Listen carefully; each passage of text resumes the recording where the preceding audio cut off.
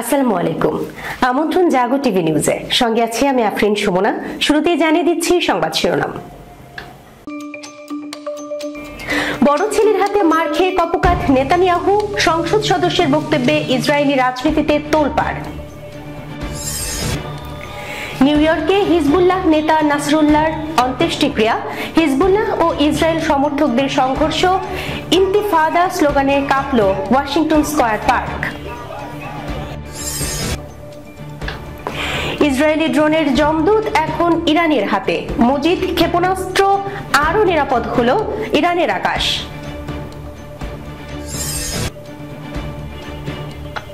বাংলাদেশ পাকিস্তান বাণিজ্যে নতুন মাইল ফলক, লেনদেন ছাড়ালো বিলিয়ন ডলারে।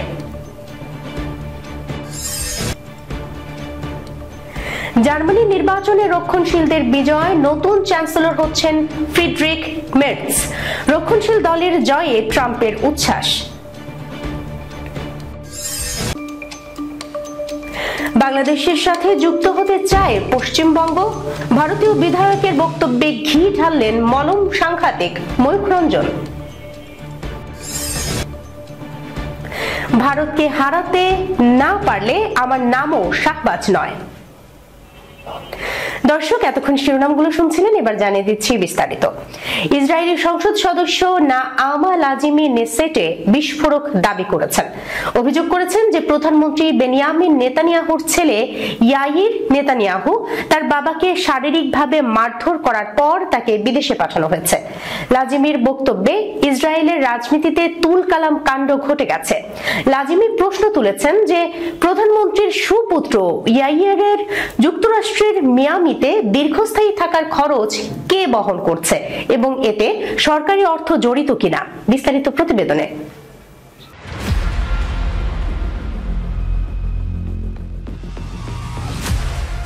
ইসরায়েলের প্রধানমন্ত্রী বেনিয়ামিন নেতানিয়াহুর ছেলে তার বাবাকে শারীরিকভাবে আঘাত করার পর নির্বাসিত হয়েছেন বলে দাবি করেছেন একজন ইসরায়েলি বিরোধী দলের সংসদ সদস্য। ডেমোক্রেটাস দলের এমকে-আনামা লাজিমি নেসেটের অর্থ কমিটির এক সভায় এই মন্তব্য করেন, যেখানে তিনি ইসরায়েলের প্রধানমন্ত্রীর স্ত্রীর মার্কিন যুক্তরাষ্ট্র ভ্রমণের জন্য অর্থায়ন এবং মিয়ামিতে বসবাসরত তাদের ছেলে ইয়াইরকে নিরাপত্তার খরচের কথা উল্লেখ করেন। লাজিমি বলেন, আমি প্রধানমন্ত্রীর স্ত্রী সারাহ নেতানিয়াহুর 2 মাস যুক্তরাষ্ট্রে থাকার সম্পর্কে জানতে চাই। আমি জানতে চাই কে এই থাকার খরচ বহন করছে এবং এর খরচ কত ছিল এবং এটি কোন বাজেট থেকে নেওয়া হয়েছিল।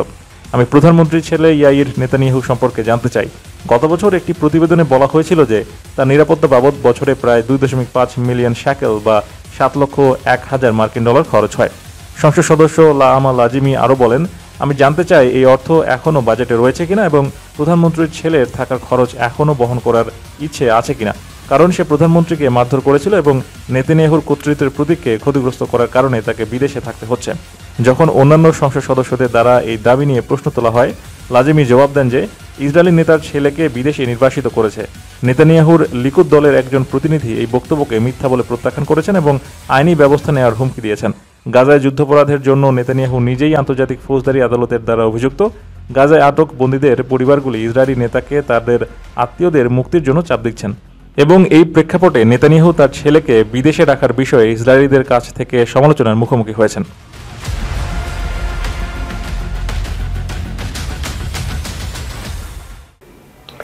লেবাননের পাশাপাশি যুক্তরাষ্ট্রের নিউ ইয়র্ক সিটির ওয়াশিংটন স্কয়ার পার্কে হিজবুল্লাহ নেতা হাসান নাসরুল্লাহর একটি গায়েবানা জানাজার আয়োজন করা হয়েছে, যার ফলে ওই এলাকায় ব্যাপক উত্তেজনা ছড়িয়ে পড়ে।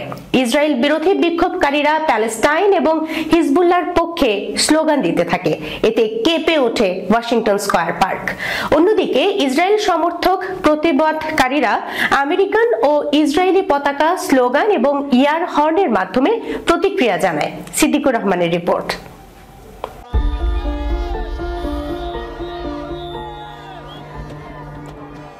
নিউ ইয়র্ক সিটিতে কয়েক শত ইসরায়েল বিরোধী বিক্ষোভকারী হিজবুল্লাহ নেতা হাসান নাসরুল্লাহর জন্য একটি গায়েবানা জানাজার আয়োজন করে। অন্য পাশে ইসরায়েল সমর্থক প্রতিবাদকারীরা আমেরিকান ও ইসরায়েলি পতাকা নিয়ে স্লোগান দিতে থাকে।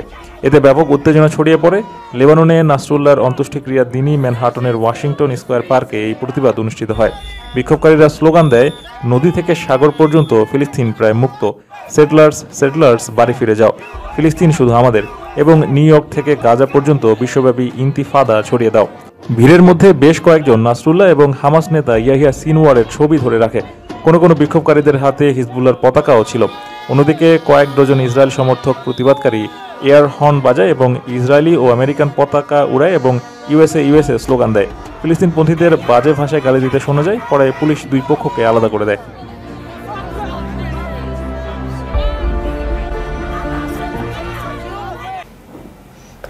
ইসরায়েলি ড্রোনের জমদূত এখন ইরানের হাতে।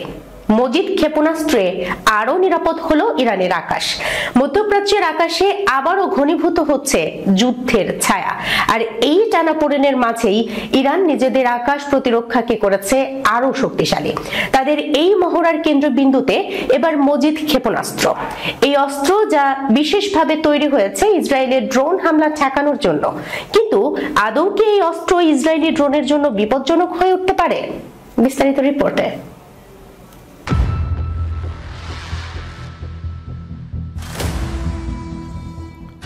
ইসরায়েলি ড্রোন ধ্বংস করবে ইরানের মজিদ ক্ষেপণাস্ত্র। ইরান বেশ কিছুদিন ধরেই চালিয়ে যাচ্ছে বড় ধরনের সামরিক মহড়া। হামাস ইসরায়েল যুদ্ধ, লেবাননে হিজবুল্লাহ সংঘর্ষ, ইউক্রেন যুদ্ধ, সব স্থানে ড্রোনের প্রভাব স্পষ্ট। রাডারের চোখ ফাঁকি দিয়ে কম উচ্চতায় উড়ে আসা ড্রোন এখন যুদ্ধের গুরুত্বপূর্ণ অংশ। আর এ কারণে প্রতিরক্ষা ব্যবস্থা আরও শক্তিশালী করতে ইরান চালিয়েছে মজিদ ক্ষেপণাস্ত্রের পরীক্ষা। সাম্প্রতিক মহড়ায় দেখা গেছে ইরানের আকাশ প্রতিরক্ষা ইউনিটগুলো দৃশ্যমান ও অদৃশ্য সেন্সর ব্যবহার করে শত্রুর ড্রোন শনাক্ত করছে। এরপর ট্র্যাকিং সিস্টেমের মাধ্যমে ড্রোনের গতিবিধি পর্যবেক্ষণ করা হয়। পরবর্তী ধাপে মজিদ ক্ষেপণাস্ত্র দ্রুত গতিতে ছুটে গিয়ে লক্ষ্যবস্তু ধ্বংস করে দেয়। এই পরীক্ষার ভিডিও ফুটেজেও স্পষ্টভাবে দেখা গেছে ড্রোন আকাশে ধেয়ে আসে এবং মুহূর্তের মধ্যে তা গুড়িয়ে দিচ্ছে এই ক্ষেপণাস্ত্র। এই মহড়ায় কিছু গুরুত্বপূর্ণ বিষয়ে পরীক্ষা করা হয়েছে। সুরক্ষা যোগাযোগ লিঙ্ক, প্রতিরক্ষা ব্যবস্থা ও নিয়ন্ত্রণ কেন্দ্রের মধ্যে একাধিক স্তরে নিরাপদ যোগাযোগ ব্যবস্থা নিশ্চিত করা হয়েছে। সমর বিশ্লেষকদের মতে ইরানের সামরিক সক্ষমতা আগের চেয়ে অনেক বেশি শক্তিশালী হয়েছে, এটিই তার প্রমাণ। ইরানের রাষ্ট্রায়ত্ত সংবাদ মাধ্যমের দাবি অনুযায়ী মজিদ ক্ষেপণাস্ত্র এখন আকাশপথের যে কোনো হুমকি মোকাবেলায় সক্ষম।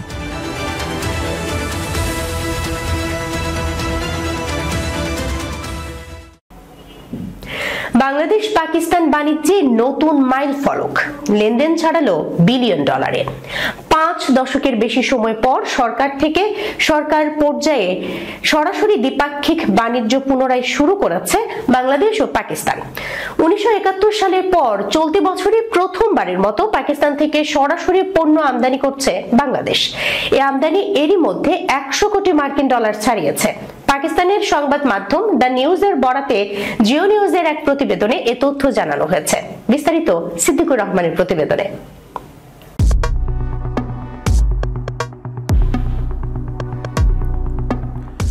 পাকিস্তানে নিযুক্ত বাংলাদেশের হাই কমিশনার মোহাম্মদ ইকবাল হোসেন খান বলেন, পাকিস্তান ও বাংলাদেশের মধ্যে বাণিজ্য $1 বিলিয়ন ছাড়িয়েছে। ভবিষ্যতে এটি আরও বৃদ্ধি পাবে। সম্প্রতি কাসুর ও ফয়সালাবাদ সফর শেষে এক সাক্ষাৎকারে তিনি এ তথ্য জানান। হাই কমিশনার বলেন, দুই দেশের মধ্যে বাণিজ্য ও অর্থনৈতিক সম্পর্ক আরও গতিশীল করার জন্য তিনি ব্যবসায়ী ও বাণিজ্যিক সম্প্রদায়ের সাথে ব্যাপক আলোচনা করেছেন। নিজের এ সফরকে উৎপাদনশীল ও ফলপ্রসূ হিসেবে তিনি উল্লেখ করেন। তিনি বলেন, বাংলাদেশে পাকিস্তানের পণ্যের ব্যাপক চাহিদা রয়েছে। বিশেষ করে পাকিস্তানের তুলা, চিনি, চাল, পোশাক, বিশেষ করে মহিলাদের পোশাক, ফলের ব্যাপক চাহিদা রয়েছে। অন্যদিকে বাংলাদেশ পাকিস্তানে আনারস, পাট, ওষুধ, গার্মেন্টস পণ্য রপ্তানি করতে পারে। হাইকমিশনার বলেন, দুই দেশের মধ্যে সহযোগিতা ও বাণিজ্য বৃদ্ধির সম্ভাবনা অসীম। ইতিমধ্যে পাকিস্তান বাংলাদেশে 26,000 টন চাল রপ্তানি করেছে। এটি প্রায় 2 দশকের মধ্যে প্রথম ঘটনা। Trading corporation of Pakistan TCP এর মাধ্যমে মোট 50,000 টন চাল রপ্তানি করা হবে, যার বাকি 24,000 টন আগামী মাসে রপ্তানি করা হবে। গত ডিসেম্বরে বাংলাদেশ ট্রেডিং কর্পোরেশন পাকিস্তান থেকে চাল কেনার আগ্রহ প্রকাশ করলে TCP একটি টেন্ডার আহ্বান করে। TCP 50,000 ton long grain white rice এবং 50,000 টন নন বাসমতি পারবয়েলড রাইসের টেন্ডার আহ্বান করে। তবে নন বাসমতি পারবয়েলড রাইসের জন্য কোনো বিড না আসায় নতুন টেন্ডার আহ্বান করা হয়েছে। এছাড়াও বাংলাদেশের চাল রপ্তানির জন্য কোম্পানিগুলোকে 27 ফেব্রুয়ারির মধ্যে আগ্রহ প্রকাশ করতে বলা হয়েছে। চালের 60% চট্টগ্রাম বন্দর এবং 40% মোংলা বন্দরে পাঠানোর নির্দেশনা দেওয়া হয়েছে।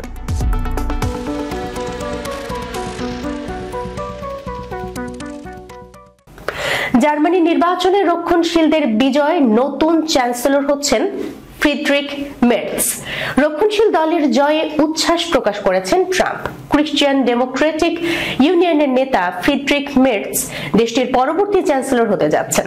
তাদের এই জয়ের প্রশংসা করেছেন মার্কিন প্রেসিডেন্ট ডোনাল্ড ট্রাম্প। বিস্তারিত প্রতিবেদনে।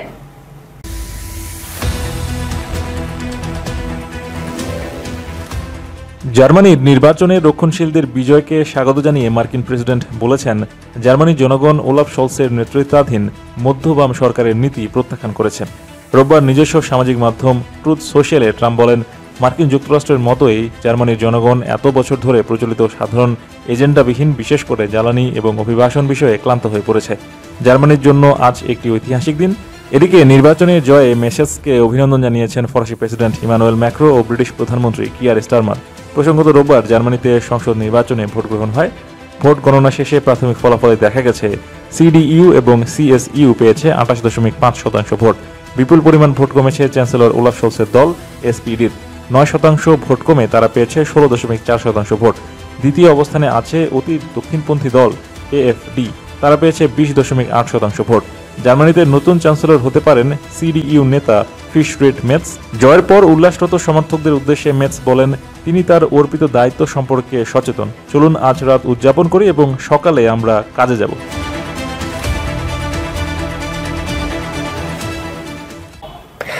বাংলাদেশের সাথে যুক্ত হতে চায় পশ্চিমবঙ্গ। ভারতীয় বিধায়কের বক্তব্যে ঘি ঢাললেন মলম সাংঘাতিক ময়ূখ রঞ্জন।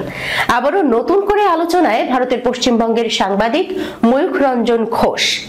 এবার ভারতীয় বিধায়কের বক্তব্যে ঘিরে নতুন করে আলোচনার জন্ম দিয়েছেন বাংলাদেশিদের কাছে মলম বিক্রেতা উপাধি পাওয়া এই হলুদ সাংবাদিক। বিস্তারিত থাকছে প্রতিবেদনে।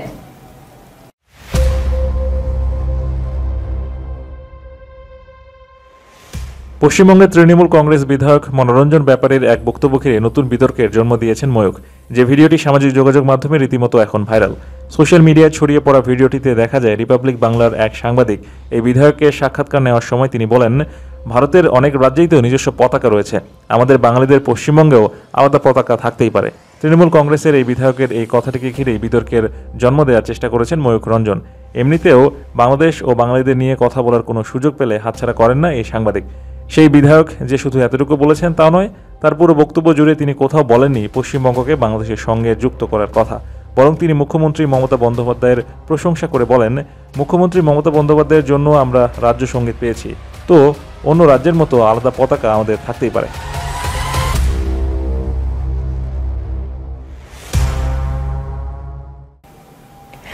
পাকিস্তানের প্রধানমন্ত্রী শাহবাজ শরীফ তার দেশকে ভারতের চেয়ে বৃহত্তর জাতি হিসেবে গড়ে তোলার আকাঙ্ক্ষা প্রকাশ করেছেন। রোববার দেশটির ডেরা গাজী খানে বিশাল জনসভায় বক্তব্যকালে তিনি এই আশা প্রকাশ করেন। লক্ষ্য অর্জনে নিরলস প্রচেষ্টার প্রতিশ্রুতি দিয়ে প্রধানমন্ত্রী বলেন, আমরা একদিন না একদিন ভারতকে পেছনে ফেলে দেব, আর তা করতে না পারলে আমার নামও শাহবাজ শরীফ নয়। আমরা দিনরাত কাজ করে পাকিস্তানকে একটি মহান জাতিতে পরিণত করব এবং ভারতের চেয়ে এগিয়ে যাব। তিনি সক্রিয় শাসন ও সংস্কারের মাধ্যমে পাকিস্তানের অর্থনৈতিক ও সামাজিক চ্যালেঞ্জগুলো সমাধানের প্রতিশ্রুতি পুনর্ব্যক্ত করেছেন। শাহবাজ বলেন, তার সরকার অর্থনৈতিক স্থিতিশীলতার দিকে কাজ করছে, যার লক্ষ্য বিদেশি ঋণের উপর পাকিস্তানের নির্ভরতা কমানো। তিনি বলেন, আমরা আর ঋণের উপর নির্ভর করব না। আমার নেতৃত্বে পাকিস্তান একটি স্বনির্ভর অর্থনীতি গড়ে তুলে নিজের পায়ে দাঁড়াবে। দর্শক, এই ছিল এখনকার মতো জাগো টিভি নিউজে। যাবার আগে সংবাদ শিরোনামগুলো জানিয়ে দিচ্ছি আরো একবার। বড় ছেলের হাতে মার খেয়ে কপোকাত নেতানিয়াহু, সংসদ সদস্যের বক্তব্যে ইসরায়েলি রাজনীতিতে তোলপাড়। নিউ ইয়র্কে হিজবুল্লাহ নেতা নাসরুল্লাহর অন্ত্যেষ্টিক্রিয়া, হিজবুল্লাহ ও ইসরায়েল সমর্থকদের সংঘর্ষ, ইন্তিফাদা স্লোগানে কাঁপল ওয়াশিংটন স্কয়ার পার্ক। ইসরায়েলি ড্রোনের জমদূত এখন ইরানের হাতে, মজিদ ক্ষেপণাস্ত্র আরো নিরাপদ হলো ইরানের আকাশ।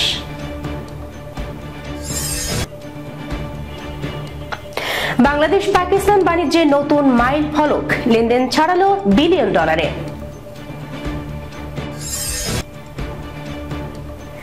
জার্মানি নির্বাচনে রক্ষণশীলদের বিজয়, নতুন চ্যান্সেলর হচ্ছেন ফ্রিডরিখ মেটজ। রক্ষণশীল দলের জয়ে ট্রাম্পের উচ্ছ্বাস। বাংলাদেশের সাথে যুক্ত হতে চায় পশ্চিমবঙ্গ। ভারতীয় বিধায়কের বক্তব্যে ঘি ঢাললেন মলম সাংঘাতিক ময়ূখ রঞ্জন। ভারতকে হারাতে না পারলে আমার নামও শাহবাজ নয়। এখনকার মতো এই পর্যন্ত। এতক্ষণ সঙ্গে থাকার জন্য ধন্যবাদ সবাইকে। আল্লাহ হাফেজ।